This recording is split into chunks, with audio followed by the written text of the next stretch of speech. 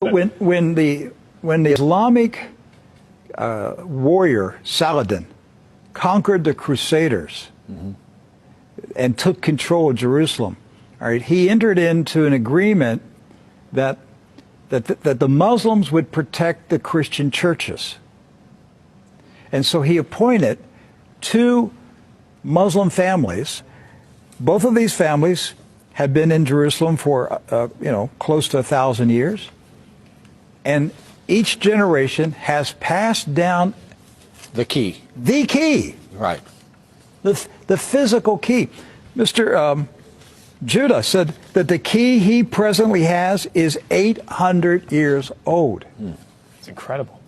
He had another key, but it broke. And this is a Muslim. I mean, yes. Adabi Judah is a Muslim.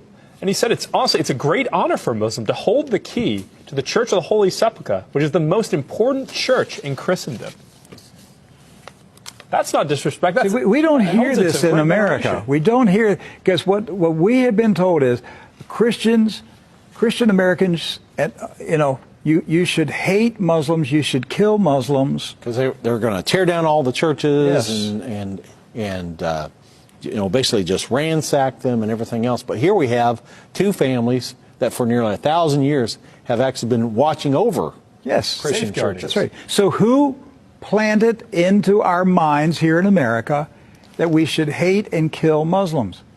Who planted that thought in our head? Because it came into our society after 9/11. That's correct.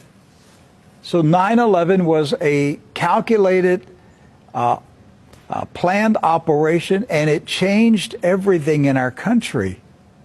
And so we were saturated with media propaganda, which who owns the media in this country? So we're saturated with this media propaganda.